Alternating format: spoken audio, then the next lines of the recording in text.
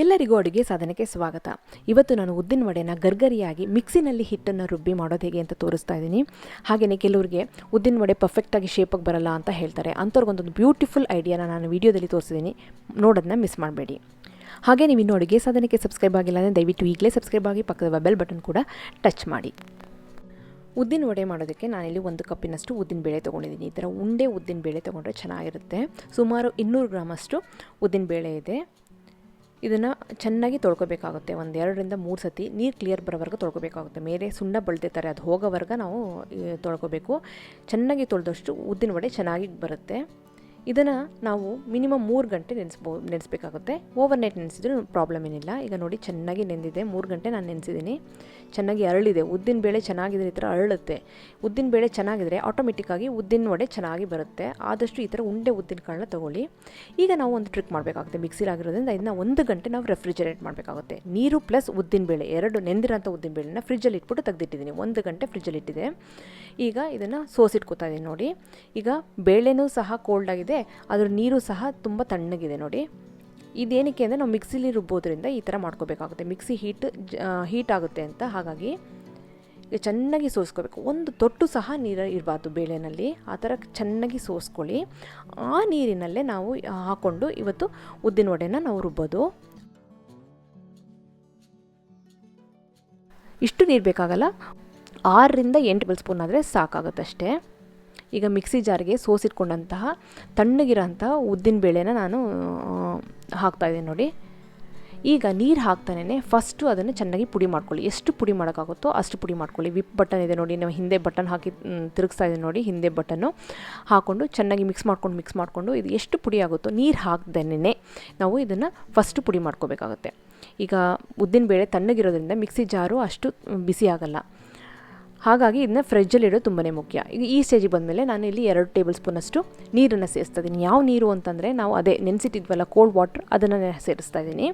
ನೆನೆಸಿರೋ ಅಂಥ ನೀರು ಬೇಡ ಅಂತ ಅಂದರೆ ನೀವು ಫ್ರೆಶ್ ಆಗಿರೋಂಥ ಕೋಲ್ಡ್ ವಾಟ್ರೇ ಹಾಕ್ಬೋದು ನೋಡಿ. ಮಿಕ್ಸಿನಲ್ಲಿ ಆಗಿರೋದ್ರಿಂದ ಈ ಥರ ಮಿಕ್ಸ್ ಮಾಡಿಕೊಂಡು ಸ್ವಲ್ಪನೇ ಎಷ್ಟು ಕಮ್ಮಿ ನೀರಾಗುತ್ತೋ ಅಷ್ಟು ನೀರನ್ನ ಸೇರಿಸ್ಕೊಂಡು ನಾವು ರುಬ್ಬಬೇಕಾಗುತ್ತೆ. ಜಾಸ್ತಿ ನೀರು ಹಾಕಿಬಿಟ್ರೆ ನಮಗೆ ಶೇಪ್ ಬರಲ್ಲ, ಎಣ್ಣೆ ಕುಡಿದ್ಬಿಡುತ್ತೆ ಉದ್ದಿನ ವಡೆ. ಹಾಗಾಗಿ ಎಷ್ಟು ಕಮ್ಮಿ ನೀರು ಸೇರಿಸ್ತೀವೋ ಅಷ್ಟು ಉದ್ದಿನ ವಡೆ ಗರಿ ಗರಿಯಾಗಿ ಬರುತ್ತೆ, ಎಣ್ಣೆ ಕುಡಿಯಲ್ಲ ನೋಡಿ. ಈಗ ನಾನು 3ನೇ ಸತಿ ಹಾಕ್ತಾ ಇರೋದು. ಒಟ್ಟು 6 ಟೇಬಲ್ ಸ್ಪೂನಷ್ಟು ನೀರನ್ನ ಸೇರಿಸ್ತಾ ಇದ್ದೀನಿ. ಜಾಸ್ತಿ ನೀರು ಸೇರ್ಸೋಕ್ಕೆ ಹೋಗಬಾರ್ದು ಇದಕ್ಕೆ. ಈಗ ನೋಡಿ ಚೆನ್ನಾಗಿ ನೈಸ್ ಆಗಿದೆ. ಮುಟ್ಟು ನೋಡಿದರೆ ಒಂಥರ ಬೆಣ್ಣೆ ಥರ ಇದೆ, ನೈಸ್ ಆಗಿದೆ. ಈಗ ಈ ಹದದಲ್ಲಿ ನಾನು ರುಬ್ಬಿಟ್ಕೊಂಡಿದ್ದೀನಿ. ಇದಕ್ಕಿಂತ ತೆಳ್ಳಗಾಗಿ ಹೋಗ್ಬಿಟ್ರೆ ಉದ್ದಿನ ವಡೆ ಚೆನ್ನಾಗಿ ಬರಲ್ಲ. ಈ ಥರ ಶೇಪ್ ಬರಬೇಕು, ನಾನು ಶೇಪ್ ಮಾಡಿ ನೋಡಿ ಆ ಥರ. ಈಗ ಸ್ವಲ್ಪ ಹಿಟ್ಟನ್ನು ತೊಗೊಂಡು ನಾನು ನೀರಲ್ಲಿ ಹಾಕ್ತಾಯಿದ್ದೀನಿ. ಈಗ ನೀವು ನೋಡ್ಬೋದು ಹಿಟ್ಟು ಫುಲ್ ಮುಳುಗ್ತಿದೆ ನೋಡಿ. ಒಂದು 10% ಮಾತ್ರ ಮೇಲೆ ತೇಲ್ತಾ ಇದೆ. ಅಂದರೆ ಇದು ಹಿಟ್ಟು ತುಂಬಾ ಹೆವಿ ಇದೆ, ಡೆನ್ಸ್ ಇದೆ ಅಂತ. ಇದನ್ನು ನಾವು ಲೈಟ್ ಮಾಡಬೇಕು. ಲೈಟ್ ಮಾಡ್ದಂಗೆ ಉದ್ದಿನ ವಡೆ ಗರ್ಗರಿಯಾಗಿ ಬರುತ್ತೆ. ಅದನ್ನು ಹೇಗೆ ಮಾಡೋದು? ಗ್ರೈಂಡ್ರಲ್ಲಾದರೆ ಅದೇ ಒಂಥರ ಏರಿಯೇಟ್ ಆಗಿಬಿಟ್ಟು ಅದು ಲೈಟಾಗಿ ಹೋಗ್ಬಿಡುತ್ತೆ ಹಿಟ್ಟು. ಈಗ ನಾವು ಈ ಥರ ಕೈಯಲ್ಲಿ ಚೆನ್ನಾಗಿ ಮಿಕ್ಸ್ ಮಾಡಬೇಕಾಗುತ್ತೆ. ಒಂದು 3 ರಿಂದ 4 ನಿಮಿಷ 5 ನಿಮಿಷ ನಾವು ಈ ಥರ ಮಿಕ್ಸ್ ಮಾಡ್ತಾನೇ ಇದ್ದರೆ ಹಿಟ್ಟು ಬೆಳ್ಳಗಾಗ್ತಾ ಬರುತ್ತೆ, ಲೈಟ್ ಆಗ್ತಾ ಬರುತ್ತೆ. ಎಷ್ಟು ಹಿಟ್ಟು ಲೈಟ್ ಆಗುತ್ತೋ ಅಷ್ಟು ಗರ್ಗರಿಯಾಗಿ ಉದ್ದಿನ ವಡೆ ಬರುತ್ತೆ. ನೀವು ನೋಡ್ಬೋದು ಉದ್ದಿನ ಹಿಟ್ಟಿನ ಕಲರು ಒಂದು ಸ್ವಲ್ಪ ವೈಟಿಶ್ ಆಗಿದೆ, ಹಾಗೆಯೇ ತುಂಬಾ ಲೈಟ್ ಆಗಿದೆ ನೋಡಿ. ಏರಿಯೇಟ್ ಆಗಿರುತ್ತಲ್ವ, ಚೆನ್ನಾಗಿ ಗಾಳಿ ಕೂಡ್ಕೊಂಡಿರುತ್ತಲ್ವ. ಹಾಗಾಗಿ ಈಗ ಸ್ವಲ್ಪ ಹಿಟ್ಟನ್ನು ನಾನು ನೀರಿನಲ್ಲಿ ಹಾಕಿ ನೋಡಿದರೆ 50% ಅಷ್ಟು ಮೇಲ್ಗಡೆ ತೇಲ್ತಾ ಇದೆ. ಕರೆಕ್ಟ್ ಅಲ್ವಾ? ಈ ಥರ ನಾವು ಮಾಡ್ಕೋಬೇಕಾಗುತ್ತೆ. ಹಾಗೆಯೇ ಹಿಟ್ಟನ್ನು ತೊಗೊಂಡು ನೋಡಿ ಈ ಥರ ರೌಂಡಾಗಿ ಕೈಯಲ್ಲಿ ಹಾಕ್ತಿದ್ರೆ ಈ ಥರ ರೌಂಡ್ ಆಗಬೇಕು. ಹಾಗೆಯೇ ಶೇಪ್ನ ಉದ್ದಿನ ವಡೆ ಈ ಥರ ನೋಡಿ. ಇದು ಪರ್ಫೆಕ್ಟ್ ಕನ್ಸಿಸ್ಟೆನ್ಸಿನಲ್ಲಿ, ಪರ್ಫೆಕ್ಟ್ ಹದದಲ್ಲಿ ಈಗ ಉದ್ದಿನ ಹಿಟ್ಟು ರೆಡಿಯಾಗಿದೆ ಮಿಕ್ಸಿನಲ್ಲಿ. ಈಗ ಇದಕ್ಕೆ ನಾನು 1 ಇಂಚಿನಷ್ಟು ಶುಂಠಿನ ಕಟ್ ಮಾಡ್ಕೊಂಡು ಹಾಕ್ಕೊಳ್ತಾ ಇದ್ದೀನಿ. ಹಾಗೆಯೇ 1 ಸ್ಪೂನಷ್ಟು ಮೆಣಸನ್ನು ಕುಟ್ಕೊಂಡು ಅದನ್ನು ಸಹ ನಾನು ಹಾಕ್ತಾಯಿದ್ದೀನಿ ಇಲ್ಲಿ. ಬೇಕು ಅಂದರೆ ನೀವು ಈರುಳ್ಳಿ ಎಲ್ಲ ಹಾಕೋಬೋದು, ಆದರೆ ನಾನೇನು ಹಾಕ್ತಾಯಿಲ್ಲ. ಹಾಗೆಯೇ ರುಚಿಗೆ ತಕ್ಕಷ್ಟು ಉಪ್ಪನ್ನು ಸೇರಿಸ್ಬಿಟ್ಟು ಸ್ವಲ್ಪ ಇಂಗಿನ ಪುಡಿನೂ ಸಹ ನಾನಿಲ್ಲಿ ಸೇರಿಸ್ತಾ ಇದ್ದೀನಿ.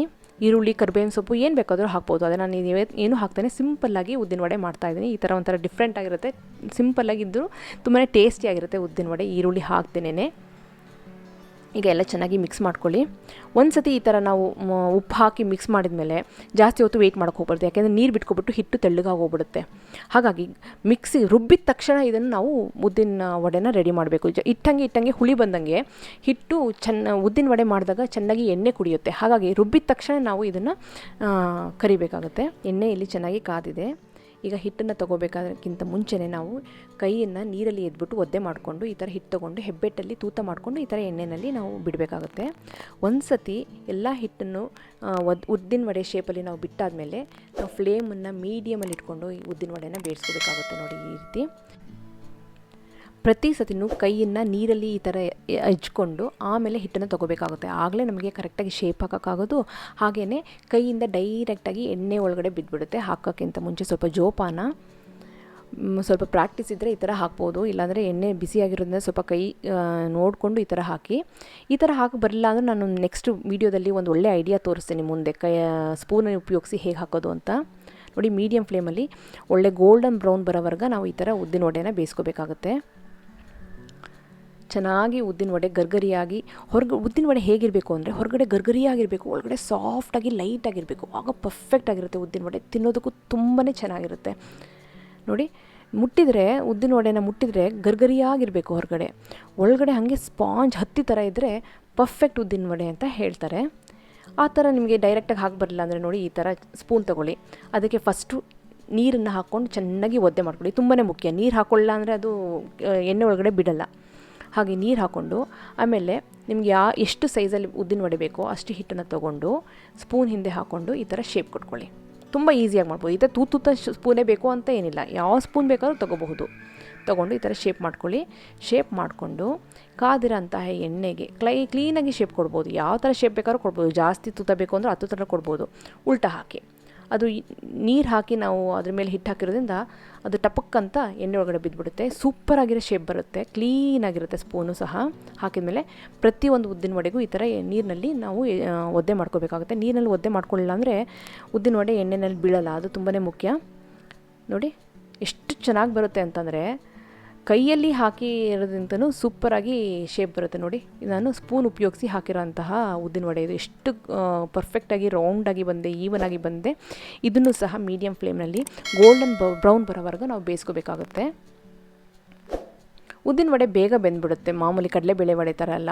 ಒಂದು 7 to 8 ಮಿನಿಟ್ಸ್ ಒಳಗಡೆ ಒಂದು ಬ್ಯಾಚ್ ರೆಡಿಯಾಗಿ ಹೋಗ್ಬಿಡುತ್ತೆ. ನೋಡಿದ್ರೆ ಎಷ್ಟು ಪರ್ಫೆಕ್ಟಾಗಿ ಶೇಪ್ ಬಂದಿದೆ ಸ್ಪೂನಲ್ಲಿ. ಈ ಥರ ಆರಾಮಾಗಿ ನಾವು ಬೇಯಿಸ್ಕೋಬಹುದು. ನೋಡಿದ್ರಲ್ಲ ಸೌಂಡು ಗರ್ಗರಿಯಾಗಿದೆ ಅಲ್ವಾ?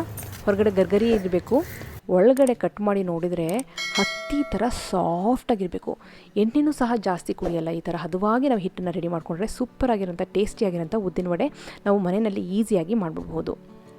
ನಿಮಗೆ ಈ ರೆಸಿಪಿ ಇಷ್ಟ ಆಗಿದೆ ಅಂತ ಅಂದ್ಕೊಂಡಿದ್ದೀನಿ. ಹಾಗೆಯೇ ಹೇಳಿರೋ ಟಿಪ್ಸ್ ಯೂಸ್ಫುಲ್ ಆಗಿದೆ ಅಂತ ಅಂದ್ಕೊಂಡಿದ್ದೀನಿ. ಖಂಡಿತವಾಗ್ಲೂ ನೀವು ಟೈಮ್ ಇದ್ದಾಗ ಈ ರೆಸಿಪಿನ ಮನೆಯಲ್ಲಿ ಟ್ರೈ ಮಾಡಿ. ಹಾಗೆ ನೀವಿನ್ನು ಅಡುಗೆ ಸಾಧನಕ್ಕೆ ಸಬ್ಸ್ಕ್ರೈಬ್ ಆಗಿಲ್ಲ ಅಂದರೆ ದಯವಿಟ್ಟು ಈಗಲೇ ಸಬ್ಸ್ಕ್ರೈಬ್ ಆಗಿ ಪಕ್ಕದ ಬೆಲ್ ಬಟನ್ ಕೂಡ ಟಚ್ ಮಾಡಿ. ಮತ್ತೊಂದು ಇಂಟ್ರೆಸ್ಟಿಂಗ್ ರೆಸಿಪಿಯೊಂದಿಗೆ ಭೇಟಿ ಆಗ್ತೀನಿ. ಅಲ್ಲಿವರೆಗೆ thank you, bye bye, see you.